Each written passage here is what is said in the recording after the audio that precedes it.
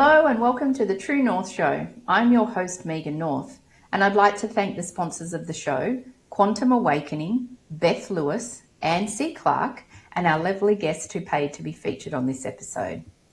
Today, I am joined by an incredibly inspiring woman whose work will have an impact on many generations in the future. Dr. Gloria Vanderhorst is a licensed psychologist in Maryland and Washington, D.C., with over 50 years of experience helping individuals, couples, and families heal, grow, and thrive. Her clinical work is rooted in neuroscience, attachment theory, and a deep respect for each person's lived experience. Through secure online therapy, she provides evidence-based care for trauma, anxiety, life transitions, and relational challenges.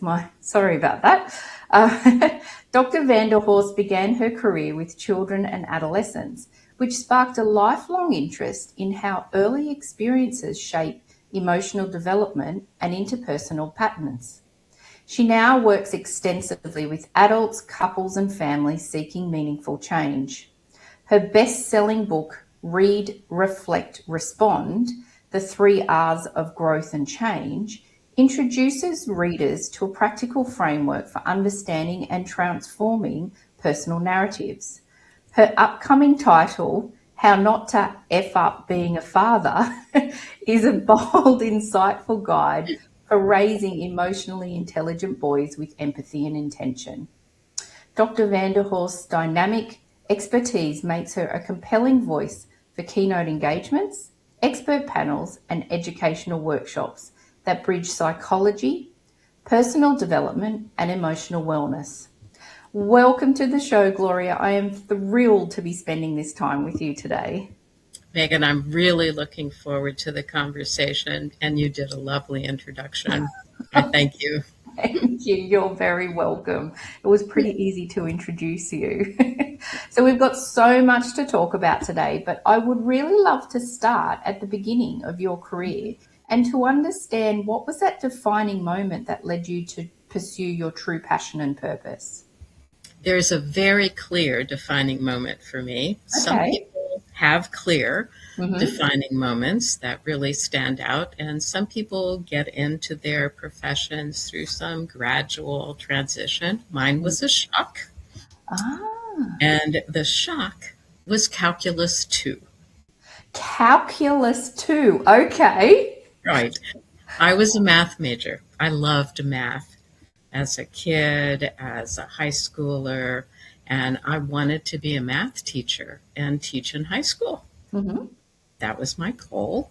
And I wanted to graduate from college in 3 years, and I wanted to do that with straight A's. Okay. It's a real challenge. And so I ran into Calculus 2 in about 2.5 years into this whole process and was completely lost. Everyone in the class was lost.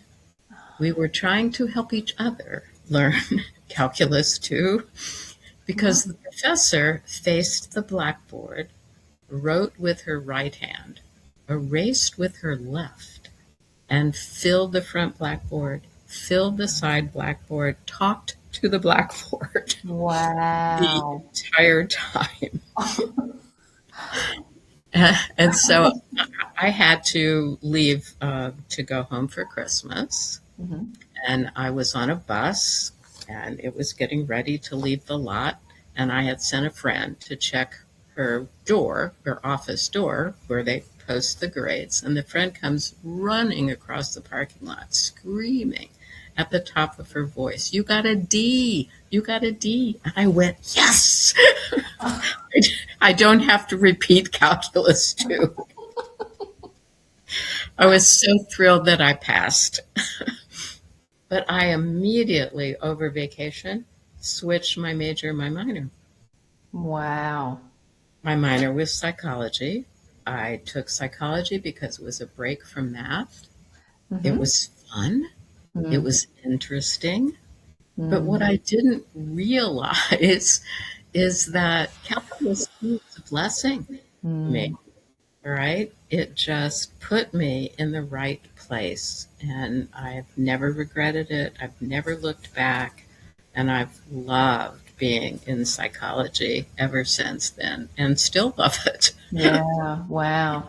And I wonder if it was, there may have been an unconscious, and I suppose you've explored this, but this unconscious thought of a teacher not even addressing the students. There's got to be Right, some type of psychology there that right. There if is. they turned around and actually looked at you and Right. taught And you if that, you can't engage the class, there is something deep yeah. happening inside of you. Mm, mm.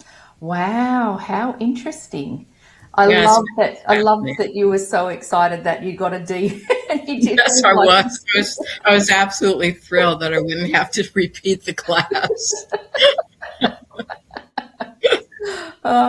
I remember when I was studying my business degree, one of the core subjects was statistics, and it was not my thing. Mhm. And the first time I tried it, I failed. And so when I redid the course, I think I spent over $1,000 in private tutorial fees, and I think I got 51 or something, and I was like, yes, I've Yay, passed and don't need to it's worry. done. Oh, it's one of those things, isn't Yeah, it? yeah. There are those places in life where we just get redirected, and I'm Mm, grateful that mine was so clear. It's yeah, not true for everyone. Lots of people experiment. All yeah, right, they try this particular job and this particular profession until they land in the place that fits them. It's kind of like trying on clothes, I yeah, guess, right? yeah, You go from store to store and look at different styles and yeah, figure out eventually what fits you and yeah, what you like to do. yeah, But I have loved being a psychologist and yeah. still really enjoy it. That's amazing. I love that. And so, one of my usual questions is: has your path to pursuing your passion and purpose evolved over time? So, obviously, it has. It But has. since that defining moment when everything changed for you, what's your latest evolution? What's the work that you're now stepping into? The work that I'm doing right now is I'm doing a lot of writing. I write a blog. Mm. So I publish a blog on a weekly basis. Mm-hmm. And I've done that now for close to 3 years. Mm-hmm. I've accumulated a series of them into a book, and then I've just recently accumulated 52 more of them into a second book, so that the goal is for anyone to be able to pick up this journal book and be able to do a deeper dive into their own psyche, into Mm-hmm. their own motivations, into their own history. Our brains are marvelous storehouses. I mean, Mm. they keep everything.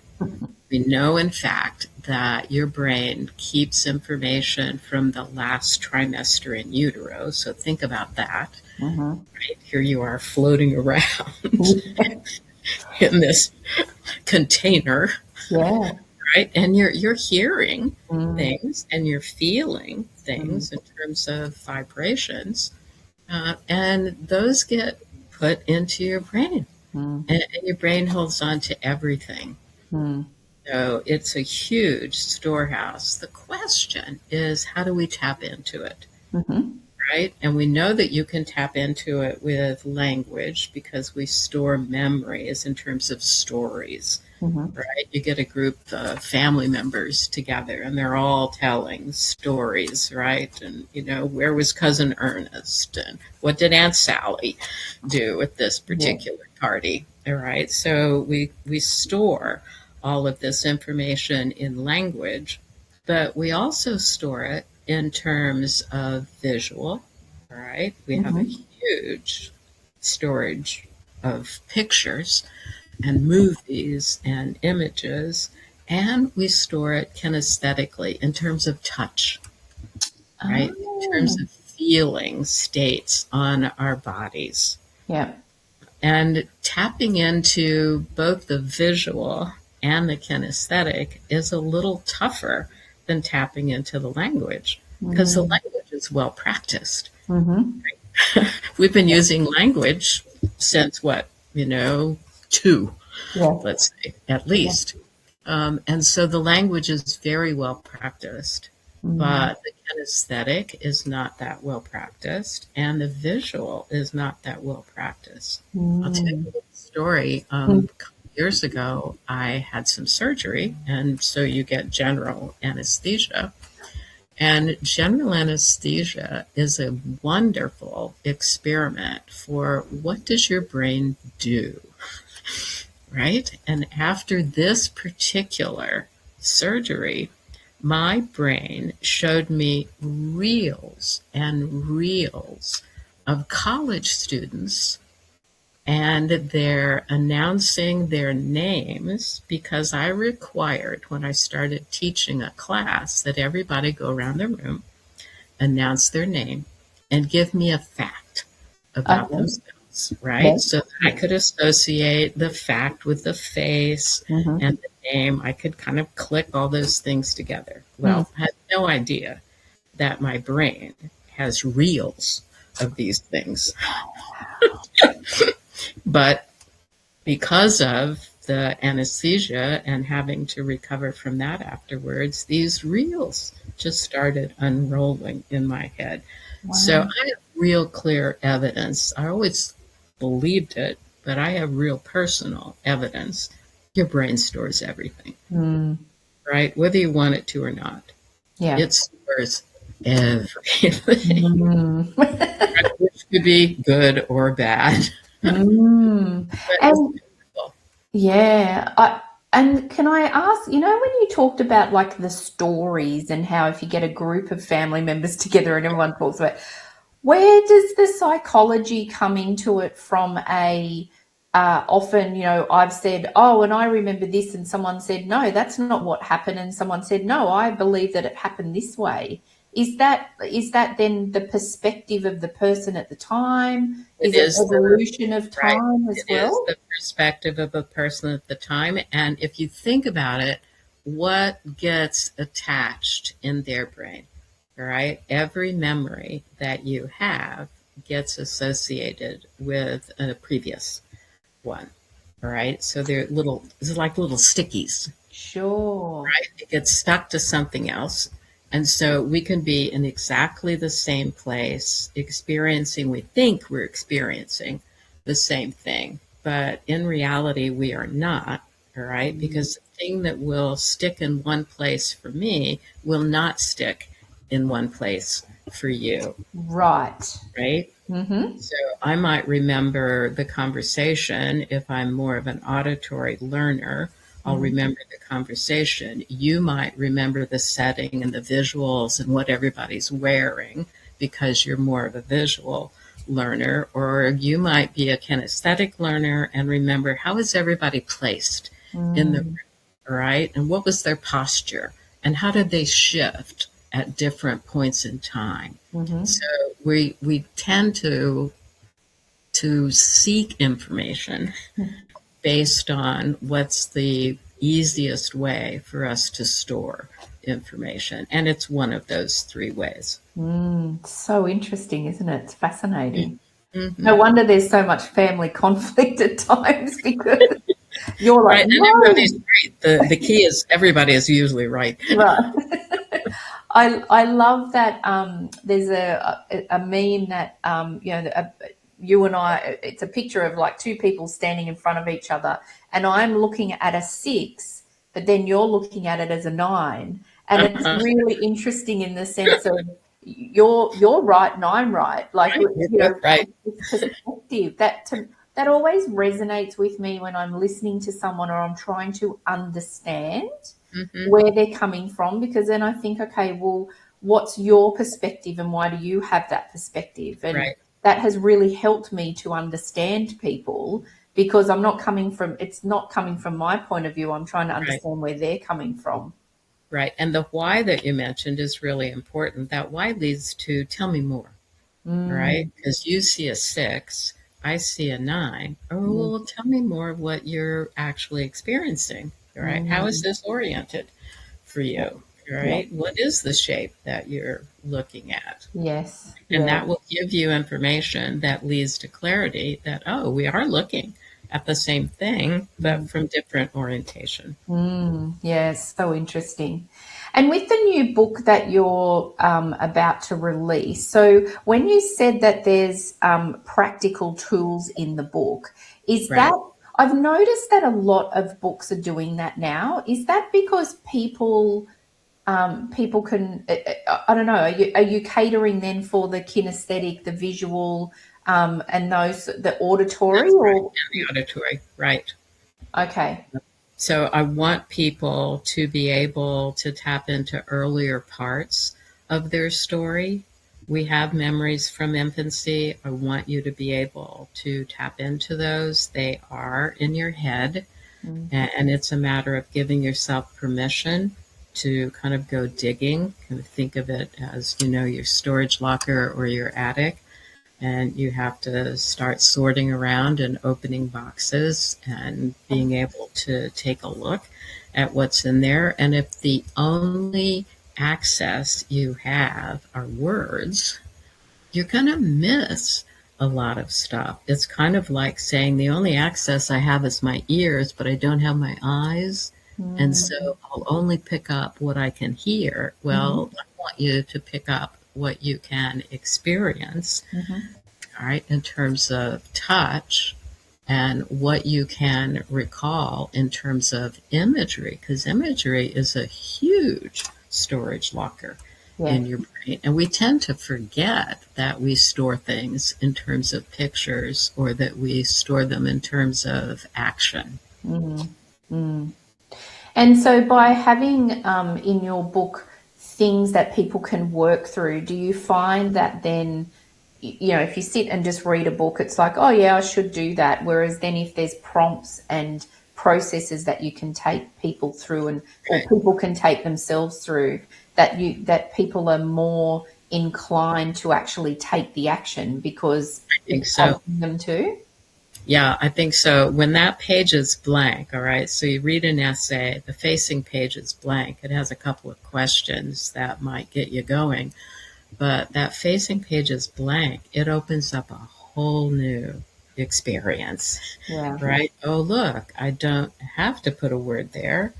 All right, I can put a scribble there. I can put a drawing there. And I say to people, you could tear the paper if you want, Yeah. right? You'll have to put it back together to read the essay on the other side. Yeah. But, right, you can kind of take any action Yeah. that occurs to you.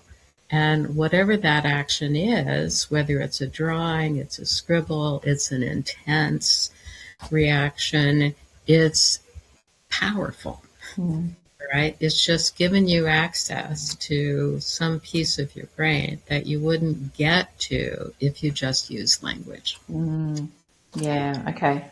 Really, yeah, I've really noticed a lot more books containing those sort of things now. So it's really interesting. And I'm a bit, I get really bored with books.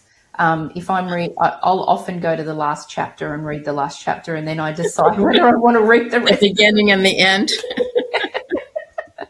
Or I might just open up a book and read a page and go, that's exactly all I needed, and I'll put it away. I'm not really one to read through, but I'm more inclined to, I love the ones where then I'm being prompted questions, and that type of style. Right. So Right. for me, because I'm a very good at reflecting and sort of trying to understand, why do I think this, or why have I got that idea, or why do I have that belief? I love to sort of Right. dig deep. Where did that come from? Yeah, it's so interesting. It's really interesting.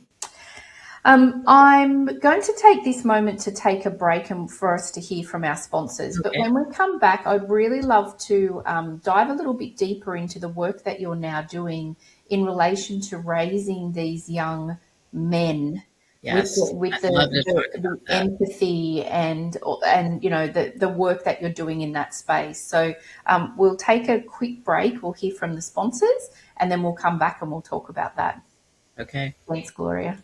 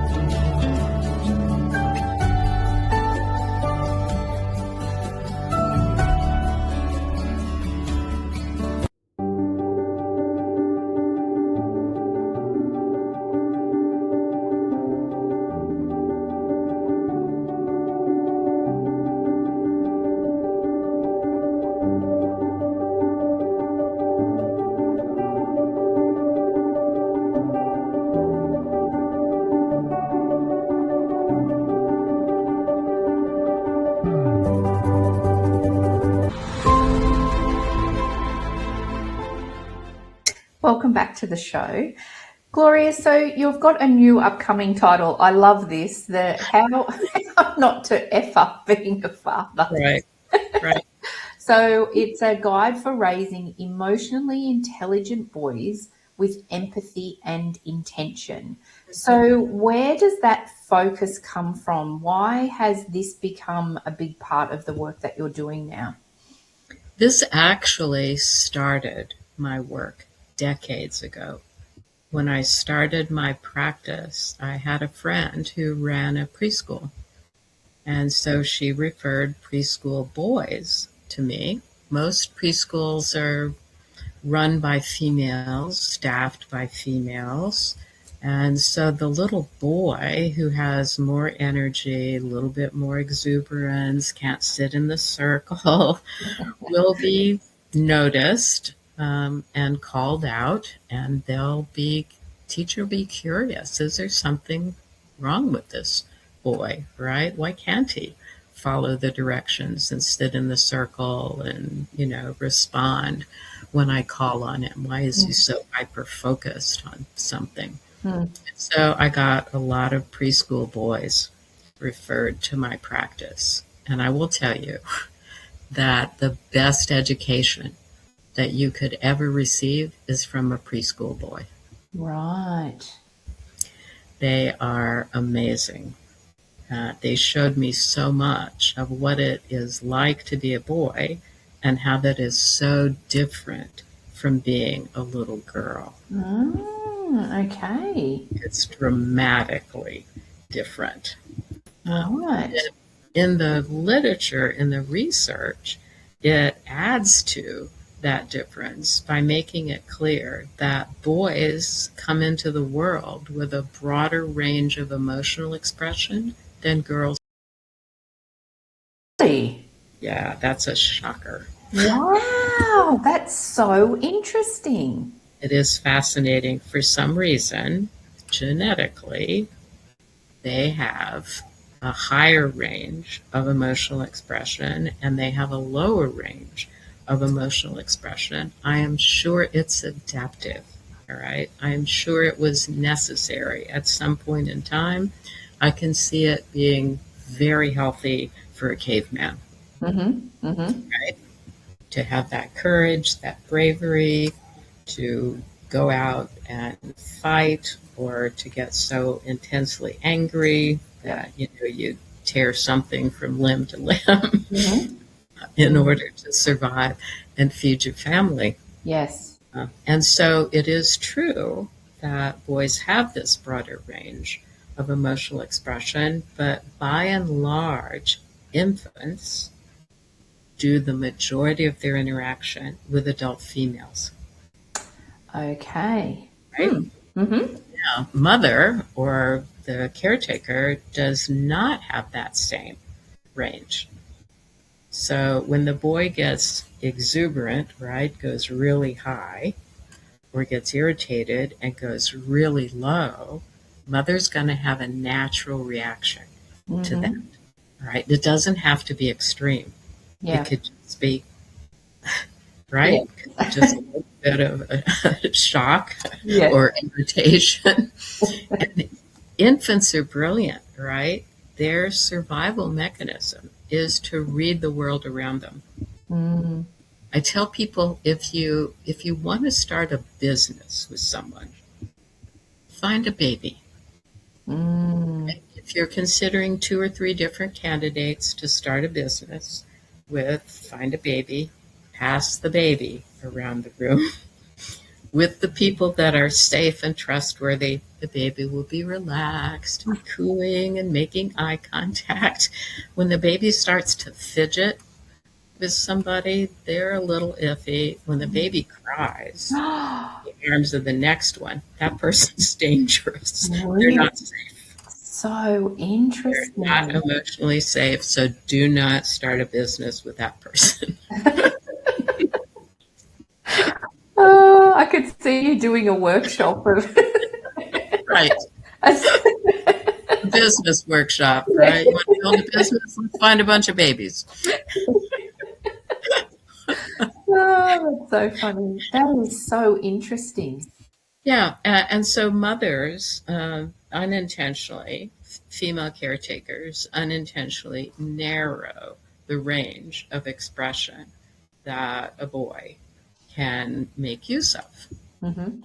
right? And then we put them on their feet, they start to walk. Yeah.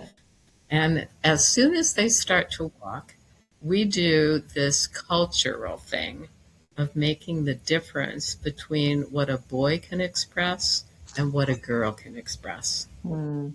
That's dramatically different, Yeah. just dramatically different. Mm. I have this personal experience.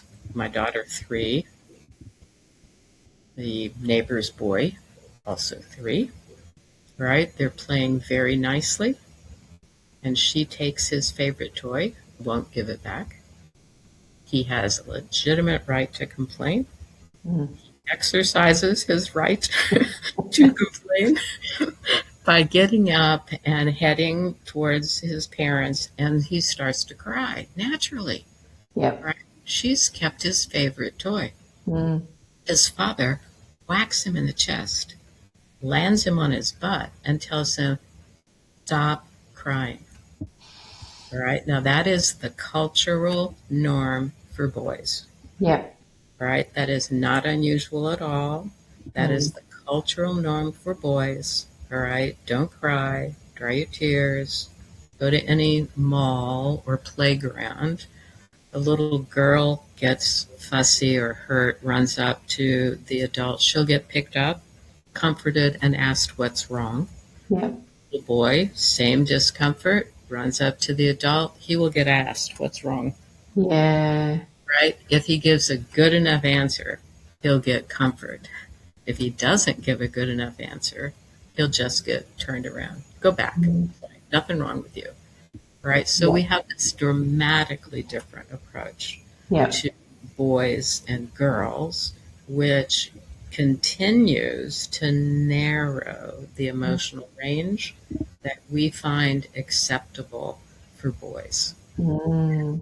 We make that a very narrow range. Boys are not supposed to cry. Boys are not supposed to be interested in the doll corner, Yep. right? In the household corner, Yeah. even though the majority of great chefs are males. I don't know how they end up getting there, but they could not play in the kitchen corner Yeah. as preschoolers. All right, Yep. so we do this shaping of Mm. boys that limits and buries their natural capabilities. Mm. And that's a real disservice to the male population. Mm. And when you're saying this, it's really interesting because before I started my own business a few years ago, I worked in the corporate world for a very long time. And in the corporate world in particular, and I don't think it's just here in Australia, it's everywhere across the globe, but there's a lot of criticism from men to women when they're just being emotional. And Mm-hmm. I'm wondering, as you're saying that, I'm wondering if there's a subconscious almost envy of the men not realizing that actually I wish I could I react wish like I that. could All do right. that. Right, Yeah. But the right. I response think is, that's true. yeah, yeah, Yeah. really And interesting. those boys, those men that maintain some sensitivity, you better believe they got teased, they got put down, they got ostracized. And Mm, so, to those who maintained a range of sensitivity, I say bravo, mm, because that was not easy. You had to fight yeah, to maintain that aspect of your personality. yes. But every male has that capability. Mm, We've just socialized them and trained them to mm, shut that off. yeah, yeah. Not healthy in the long run. I think a lot of the physical problems that bring men to end their life Mm, through some kind of disease earlier that women do is really associated with this emotional truth that mm, they cannot express their feeling states, Yeah. and it gets internalized and turns into something physical. Yeah, yeah. I also wonder if it's when the men get when the boys grow up to be men, it's the environment that they're in too, particularly with their partner. Because I know my husband, he probably cries more than what I do. He's hopeless. In a good way, sometimes I look at him and be like, "Don't look at me, it's got me," and I'll be like, "I don't want to. If you're crying, I'm going to start crying." But what he says is when he's crying, he looks at me and he says, "But I'm still man of the house." Right. And Mhm. so it's really interesting in that sense of he acknowledges that he cries, but he Right. still Yeah, has the to say, socialization is still there. yeah, it's There. really I'm not interesting. supposed to be doing this. Yeah. When it's a normal, healthy human reaction, all Yes. right, Yeah. which you should be honoring Yes. rather than trying to explain away. Yes. Yeah. So maybe I need to do a little bit of a mindset shift A with him little in bit of education. that. Exactly. Exactly. So this is really deep work that you're doing with children and families, and you're really changing generations to come. I love this. Hopefully. Yes, Yes, hopefully. definitely. Yeah. So with all of this work, and I'm sure that with the work that you do, that you see some really awful things and hear some sad things as well. How do you look after and maintain your mental health and well-being while you're doing this work? What are some That's a things great that you question. do? Yeah. That is a great question because I think often therapists do have difficulty keeping those boundaries and maintaining their own not just mental health but their own physical and social Mm-hmm. health. Yeah. Right? And so you have to have interests outside of your profession. Mm-hmm. If you don't have interests outside of your profession, then what's your brain going to do? Mm. Right? Yeah. It's going to replay your profession, Mm. right? It's going to get you stuck Yes. there. So I definitely have interests outside of my profession. I play a little musical instrument that the majority of people would never recognize. It is Mm. the female version of a harpsichord called an ottavino. It's a Right. small desktop harpsichord, and that's been fun Yes. to learn and to play. I do watercolors, and I've done watercolors for decades, Mm-hmm. still practicing. Mm. And historically, I've done sewing and knitting and crocheting. So, I've exposed myself Mm. and deepened my interest in other things so that there are outlets. All right. So you might think of it as the therapy world is a pool. And if you don't give it outlets, all right, it's going to get stagnant. It's going to hurt you, Yeah. right? It's going to suck you in Yeah. and drown you eventually. So you have to have other avenues. You have to have outlets that help you Mm. to experience the world from different perspectives. Mm. Mm. And I would imagine too that if there was if all of those things continued to tick through your brain and you didn't have that outlet, I would think that you would probably two things. You'd become quite obsessed with the work that you're doing because there's Right? no other change in your life. But I also would imagine that you'd get quite bored because there's nothing new or fresh that's There's coming into right. life either. That's right. That makes good sense. Yeah, Yeah. yeah, yeah. And so, do you? I know that this might be a bit of a woo question for you, a bit too spiritual, but what about That's right. grounding? What about grounding? Do you do anything to like ground, like to bring you back to presence or to make sure that you're always present? Well, I do have a very active spiritual life. Uh, Excellent. so that keeps me grounded, Yes. uh, healthy, Mm-hmm. and also challenged. Right? Mm-hmm. As you explore spirituality, there are always challenges that you run into. Yes. So, if you kind of looked at me across the board, it's kind of like a salad, right? I have lots of different pieces, lots of different parts, and they all kind of blend together. Mm, mm. I love that. That's really beautiful. You're like a really interesting salad that you want to keep exploring. That's right. That's right. I don't want to say that we want to eat you because that sounds weird. That would be weird. And so, if you were talking to someone like a younger version of you, or someone just coming through, finishing Mhm. their degree and wanting to explore their passion and purpose, what advice would you give them? Well, I am talking to a couple of people that are in that place. Okay. They're also interested in psychology. Mm-hmm.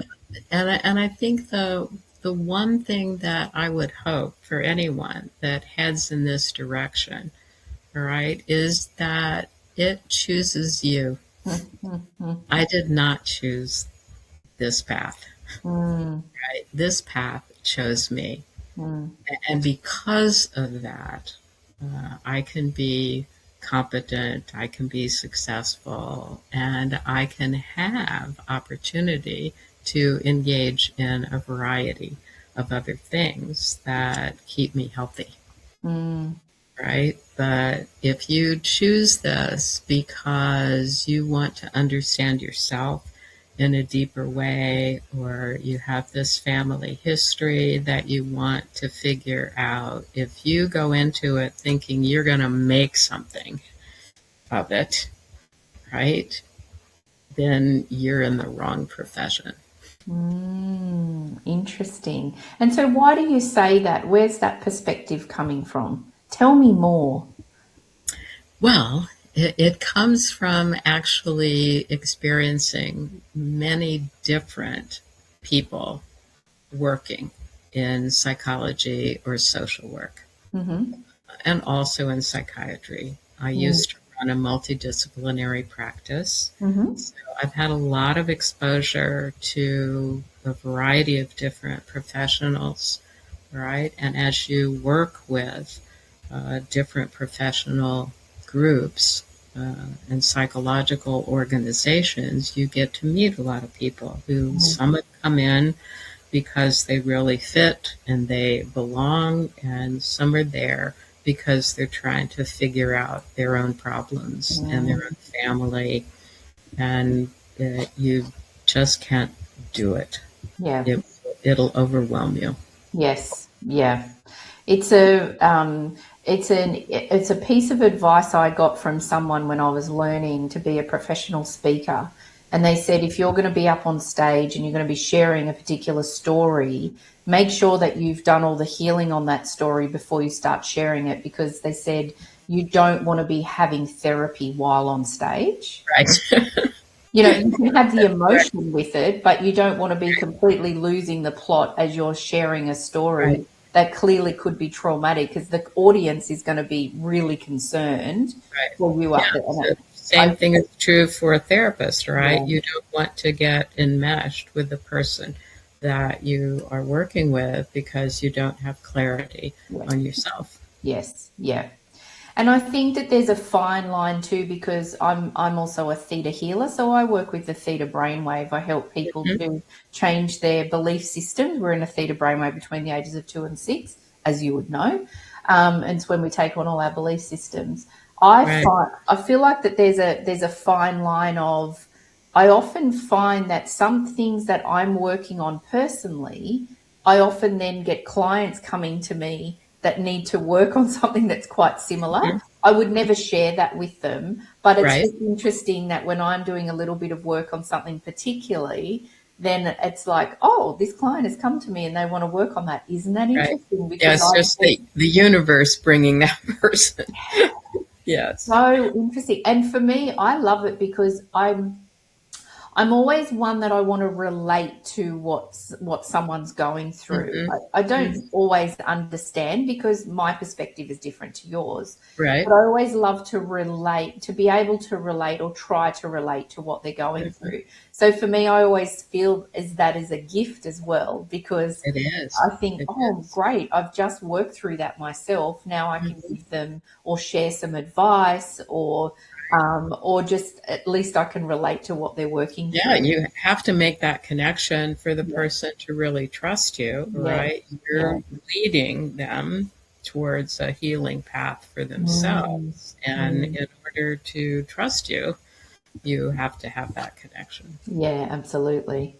And so this work that you're now doing in relation to the boys and the empathy work and all of that work, how do you hope that that will impact others in the future? Where do you see this work moving through and to?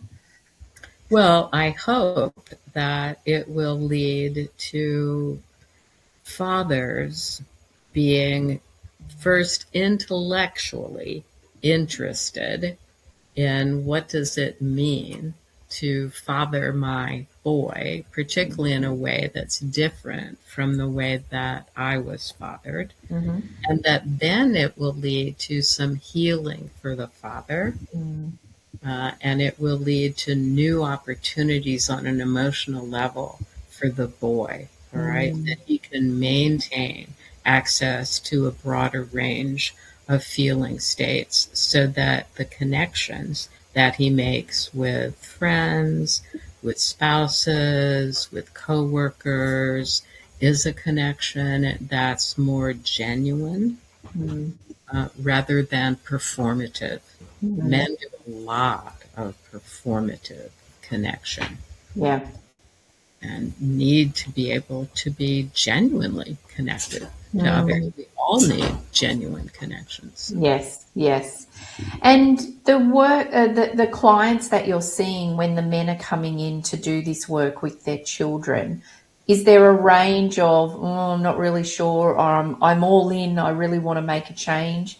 Do you find that there's a ranging excitement, or I wouldn't say excitement, don't know whether that's the right word, but I would say you know it covers the waterfront, right? yeah. So I might be coming because someone recommended it, Okay. right? And told me I need to be able Mm, to do this. Or it might be coming because I am really genuinely interested, all right, yes. and honestly have insight into what I'm missing and what I need. And then the people are all in between Well, that yeah, different as well. aspects. Yeah, yeah. Have you But got however you come, you're welcome. Yes, yes. And that's the biggest step.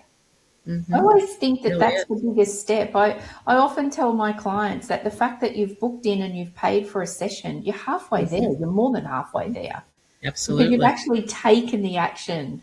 You've actually signaled to the universe, I actually want to work on this I and want to claim it. change. Hmm. Yeah, Yep. absolutely. Yep.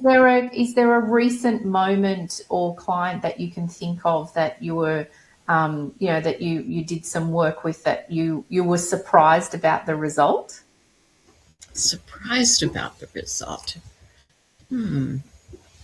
Actually, I don't think that I could say that I have a surprise Mm, about the result, all right? Because when I start with someone, it's like I can see the path forward mm, and already have a vision of what that end looks like and what the change will bring about for yeah. that person. Mm, So, very few surprises on my path. interesting. Um, I love that. I really love that. And so when you're working doing this work, are you working with both, say, the father and the son, or are you working with them separately? Like, how does it work? What's the Probably dynamic?